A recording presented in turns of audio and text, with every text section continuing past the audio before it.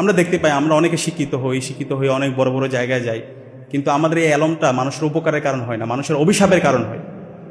তো এখান থেকে শিক্ষা হচ্ছে আমরা যে জ্ঞান অর্জন করবো, আমরা সবাই চাকরি বাকরি করবো, সবাই বিভিন্ন পজিশনে যাব, কিন্তু আমাদের নিয়তটা যেন সহি থাকে।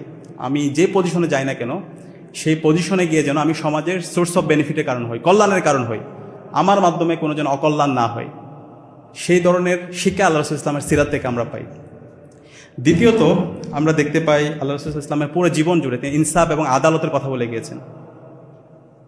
আল্লাহ রাসূল ইসলামের কাছে একটা সুপারিশ আসছিল একজনের ব্যাপারে, যে বলা হচ্ছিল একজন দোষী মহিলা, তাকে ক্ষমা করার ব্যাপারে সুপারিশ আসছিল। হ্যাঁ, তখন আল্লাহ রাসূল সাল্লাল্লাহু আলাইহি ওয়াসাল্লাম বলছিলেন, আমার মেয়ে ফাতেমা যদি এই সুপারিশ করে আমি তার হাত ফেলব।